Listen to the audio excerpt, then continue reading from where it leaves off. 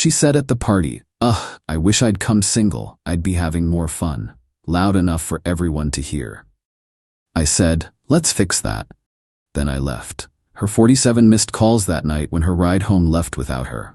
I, 29 male, took Madison, 27, to Austin's birthday party last Saturday. We'd been together 18 months, and honestly, things had been feeling off for a while. She'd been making little comments here and there about how I wasn't fun enough, or how I never wanted to do anything exciting. Translation, I had a normal job and didn't want to blow money at clubs every weekend. The party was at Austin's place. He's Madison's college friend, part of that group she's always talking about. The fun crew. They all have marketing jobs or work in social media, make decent money, and act like they're still in a frat house. I drove us there. My car, my gas. Standard arrangement since Madison's lease ended, and she didn't see the point in getting another car when I could drive us everywhere. Should have been a red flag, but I'm getting ahead of myself. Party was exactly what I expected. Loud music, people doing shots, everyone talking about their content and personal brand. I'm in software development. We don't really speak the same language, but I tried. Made conversation, nursed a beer, stayed near Madison. Around 10 p.m., she was 3 drinks deep and holding court with her friends near the kitchen island. I was maybe 15 feet away, talking to Austin's roommate about sports. Then I heard it. Madison's voice, loud enough to cut through the music. "Ugh, I wish I'd come single tonight. I'd be having so much more fun." Everyone in that kitchen heard it. Her friends laughed. A couple people glanced at me. My face went hot. I walked over. "Hey, can we talk for a sec?" She rolled her eyes. "Oh my God, Connor, I'm just joking around." Didn't sound like a joke. "You're being sensitive. Go get another drink or something." Her friend Isabel snickered. "Yeah, Connor, lighten up." Something in me just clicked off. That cold clarity you get when you realize you're done. "You know what? You're right."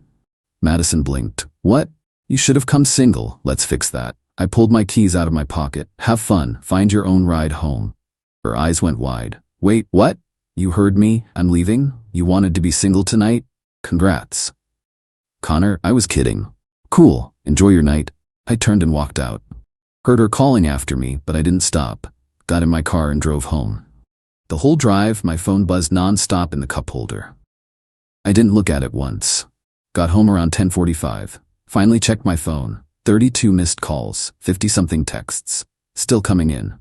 The texts were a progression. 10:13 p.m. "Connor, seriously, come back. This isn't funny. Everyone's asking where you went." I'm embarrassed. "Okay, I'm sorry. Can you please come get me?" Isabel left already, and Austin said he's too drunk to drive. Uber. It's calling in Ubers to get home. This is ridiculous. The Uber canceled on me. Another one canceled. "Okay, I'm really sorry I was being stupid. Plus answer." "Connor, I don't have enough battery to keep calling Ubers and my phone is dying." Some guy offered me a ride, but I D'd him and am scared. I stared at that last text for a solid minute. Part of me felt guilty. Most of me remembered her laughing with her friends while she embarrassed me. I texted back one line, "You wanted to be single tonight, figure it out." Then I turned off my phone and went to bed. Update 1. Woke up Sunday morning to discover Madison had, in fact, figured it out. She'd gotten a ride from Austin's neighbor, some girl she barely knew, who took pity on her around 1:30 a.m. Cost her $60 in gas money. But that wasn't the end of it. Not even close. Sunday afternoon she showed up at my apartment. I heard pounding on the door around noon. "Connor, open up. We need to talk." I opened it. She looked rough. Smudged makeup, same dress from last night, hair a mess. "Can I come in?" Not really in the mood for visitors. Her face went red. "Are you serious right now? You abandoned me at a party." "I left a party. You stayed. Big difference." "I didn't have a ride." "You told everyone you wished you came single. Seemed like you didn't want me there anyway." "I was joking around." "God, why are you being like this?" "Like what?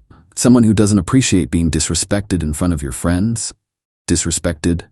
She actually laughed. "You're so dramatic." It was one comment.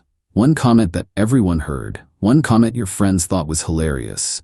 They were laughing because it was funny. You're always so serious. Then date someone less serious, problem solved. She stared at me. What are you saying? I'm saying I'm done, Madison. Done being your chauffeur. Done being the boring boyfriend you complain about. Done. You're breaking up with me over a joke? I'm breaking up with you because you don't respect me. The joke was just the final straw. Tears started forming. The waterworks. Right on schedule. Connor, please. I love you. I was drunk and being stupid. It won't happen again. You're right, it won't. Because we're done. But where am I supposed to go? That threw me. What do you mean? I've been staying here 4 nights a week. My stuff is here. Your stuff is 3 outfits and a toothbrush. Take them. You know I gave up my apartment because we were practically living together. Actually, no. She gave up her apartment because the lease ended and she didn't want to sign a new one. Said she was basically living with me anyway, so why waste money? I'd never actually agreed to live together officially. That was your choice. I never asked you to move in. Are you kidding me right now? Madison, you need to leave. Where am I supposed to stay? Not my problem. Maybe Isabel's place. Or Austin's. Or literally anyone from that party who thought your joke was so funny. She started full-on crying. I can't believe you're doing this to me. I didn't do anything. You made your choice at that party. I'm making mine now. You're an asshole. Maybe. But I'm an asshole who's not wasting any more time on someone who doesn't respect him. She grabbed her stuff, which really was just some clothes and toiletries, and stormed out. Slammed the door hard enough to rattle the frame. Felt weird after she left. Not sad, exactly. More like relieved. Then Monday morning, the real fun started. Got a text from her friend Isabel. You know Madison cried all night because of you, right? You're a jerk. Blocked. Got a call from Austin. Answered out of curiosity. Dude, what the hell? Madison's devastated. She'll get over it. Over a joke? You're really ending things over that? Did you hear what she said? Yeah, it was funny. You're being uptight. Cool, thanks for your input. Hung up. Then came the Instagram post. It's posted a long story about toxic relationships and emotionally abusive men who abandon you for one mistake. Tagged it with about 50 mental health hashtags. Didn't respond. Didn't even look at it more than once, but apparently it got attention. Started getting DMs from people we knew. Some supportive, some asking what happened, some straight up calling me names. The best one came from Madison's sister, Peyton. She called Tuesday evening. You left my sister stranded at a party? In the middle of the night? I left at 10 p.m. She stayed, at a party with dozens of people she knew, hardly stranded. She had to get a ride from a stranger. She had to get a ride from someone at the party, after her friends all left. That's called consequences. For what? Making a joke? For publicly humiliating me, and then acting like I should just take it. You're unbelievable. She gave up her apartment for you. She gave up her apartment because she didn't want to pay rent. I never asked her to move in. She's been staying with me since Sunday, and she's a mess. You need to apologize. I'm good, thanks. You're heartless. I'm someone who finally stopped letting your sister treat me like convenience. There's a difference. She hung up on me. Wednesday, things escalated. Madison texted from a new number. We need to talk about getting my stuff back. You took your stuff Sunday. No, my actual stuff. The clothes at your place, my hair straightener, my laptop charger, the groceries I bought. I went and looked. She'd left maybe 2 more outfits, a hair straightener, and yeah, a laptop charger. The groceries she bought were a carton of almond milk and some yogurt cups, maybe $8 worth of stuff. You can pick it up Saturday, between 2 to 4 p.m. Let me know when you're coming. Can't you just drop it off at Peyton's? Nope. Why are you being like this? I'm not your delivery service. You want your stuff? Come get it. I'm not coming there alone. Bring Peyton, or Isabel, or Austin. Don't care. Saturday came. She showed up at 2:30 with Peyton and another friend I didn't know. I had everything in a box by the door. Opened the door, handed Peyton the box. Everything's there. Madison tried to look past me into the apartment. Can I just? No. Everything you left is in the box. What about the $200 I gave you for utilities last month? I blinked. You never gave me $200 for utilities. Yes, I did. In cash.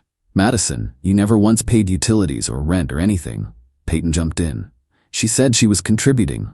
Then she lied. Check your bank statements. Find the withdrawal. I'll wait. Madison's face went red. I can't believe you're being this petty over money. I'm not being petty. I'm being accurate. You never paid utilities. You never paid rent. You stayed here for free while complaining I wasn't fun enough. Because I was your girlfriend. You're supposed to take care of me. And there it was. The entitlement, fully on display. We're done here. I closed the door.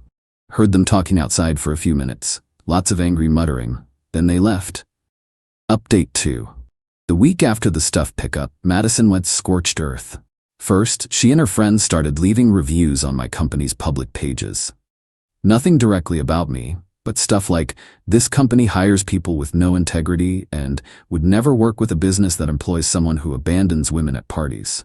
My boss actually called me in, explained the situation calmly. He laughed. So your ex is mad you broke up with her? Essentially, and she's leaving fake reviews because of it? Yep. I'll have corporate handle it. Don't worry about it. The reviews got taken down within 48 hours. Terms of service violation. But Madison wasn't done.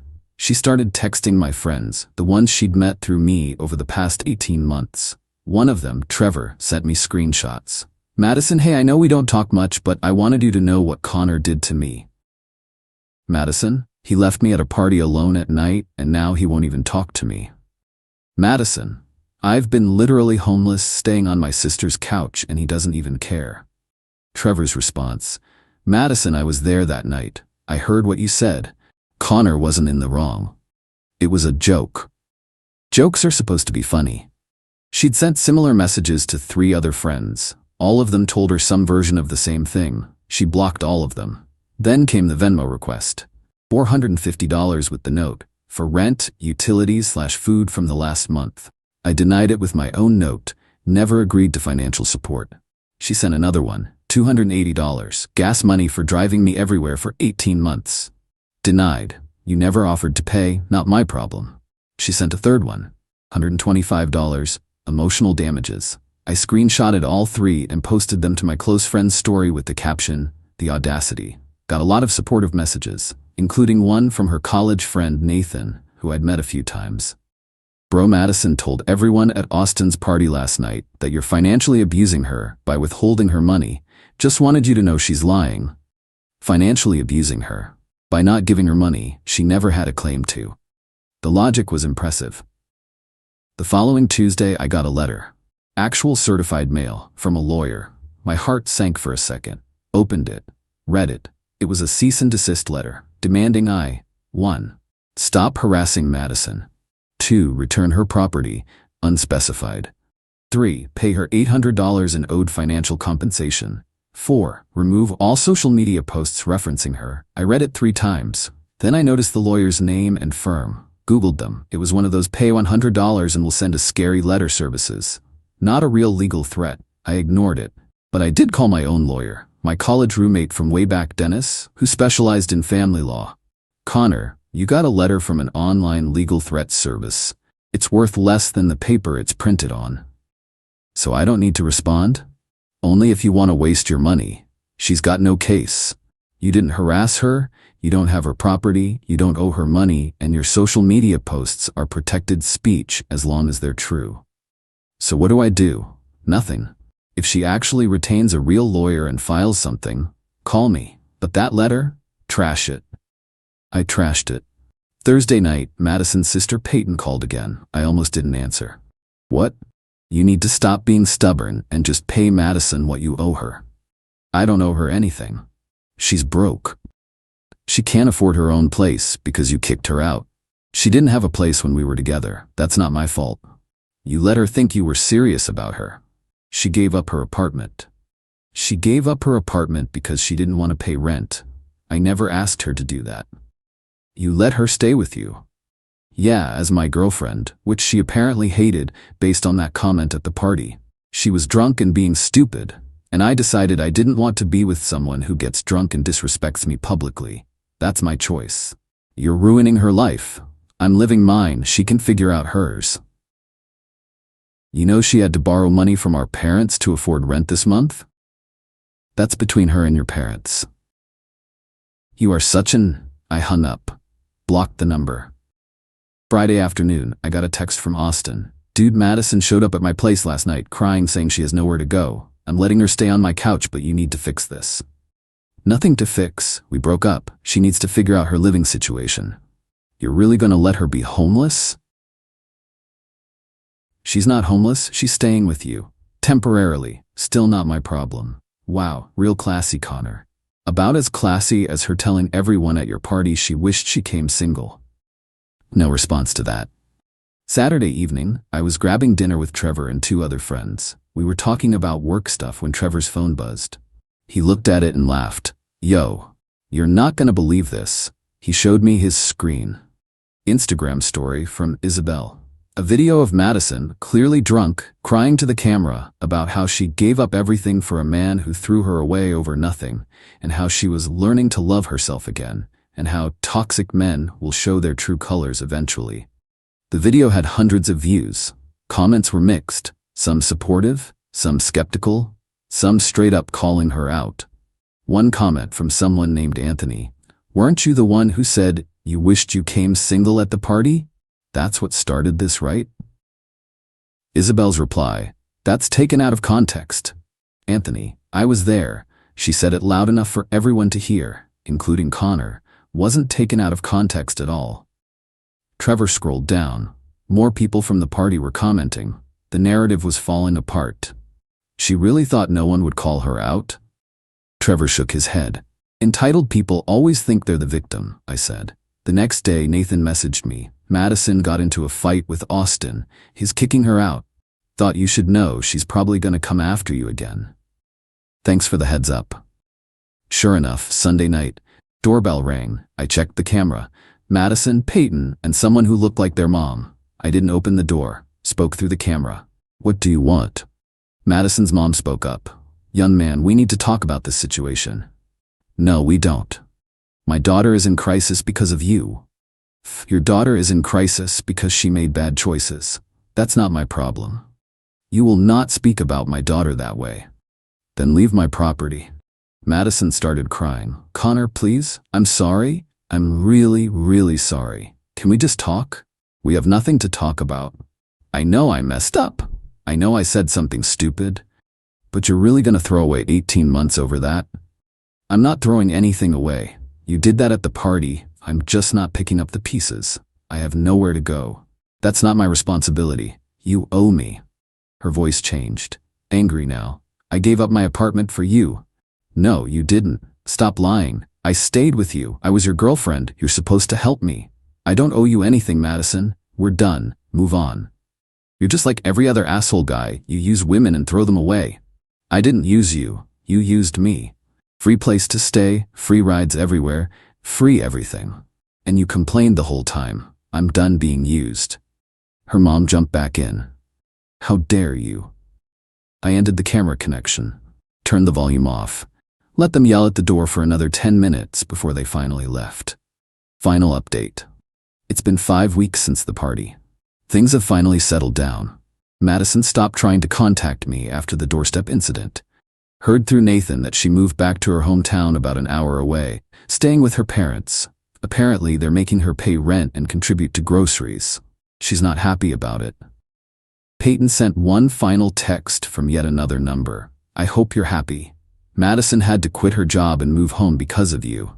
I blocked it without responding. But according to Nathan, that's not what happened. Madison got fired from her marketing job for too many unexcused absences. She'd been calling out sick when really she was just hungover or didn't feel like going. They warned her twice. She did it again. They let her go. The narrative she's spinning is that she had to leave town because I made her life impossible. But reality is, she couldn't afford to stay after losing her income and burning bridges with everyone who was letting her couch surf. Austin apparently told her she needed to find somewhere else to stay after she kept expecting him to feed her, drive her places, and basically fund her life. When he asked her to chip in for groceries, she called him cheap. He kicked her out the next day. Isabel distanced herself after Madison borrowed $300 for rent and then posted Instagram stories of herself at brunch and getting her nails done. Isabel asked for her money back. Madison said she'd pay her eventually. Isabel blocked her. The friend group basically dissolved over it. Half of them sided with Madison initially, but changed their minds when they saw the entitlement firsthand. The other half knew from the start she was in the wrong. Trevor invited me to a barbecue at his place last weekend. Ran into Nathan there. He pulled me aside. "Dude, I owe you an apology." "For what?"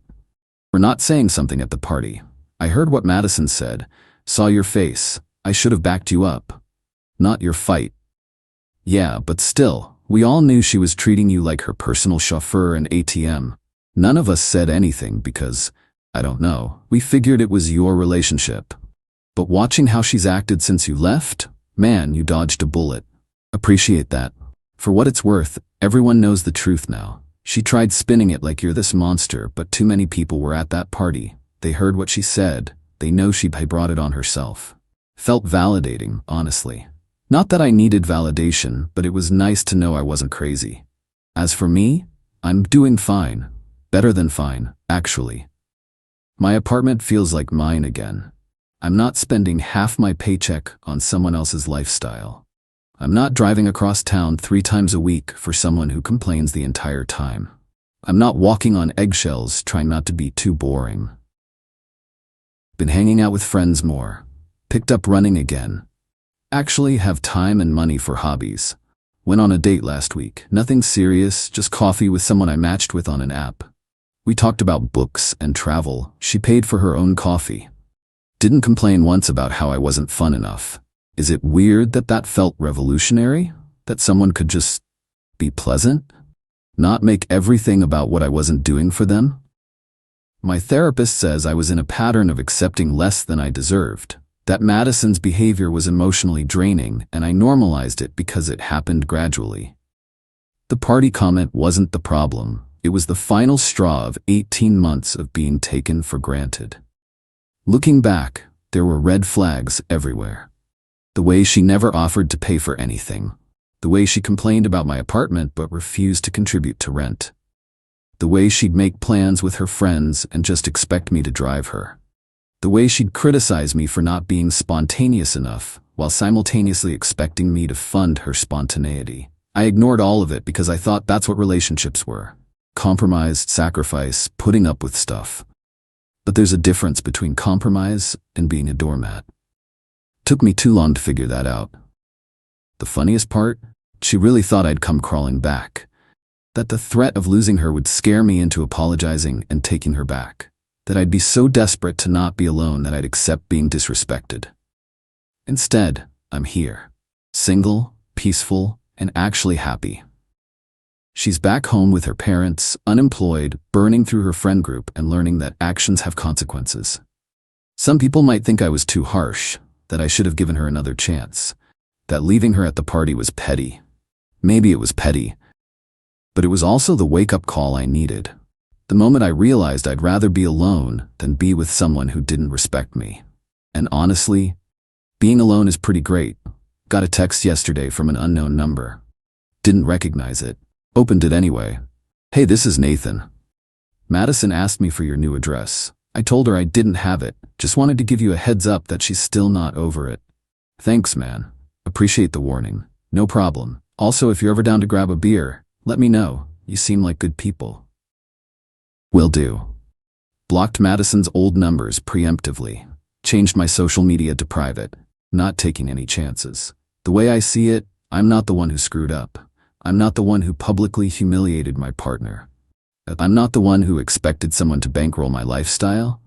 I'm not the one who burned every bridge trying to avoid accountability. I just stopped accepting disrespect. And if that makes me the bad guy in her story, I'm fine with that. Because in my story, I'm finally the main character.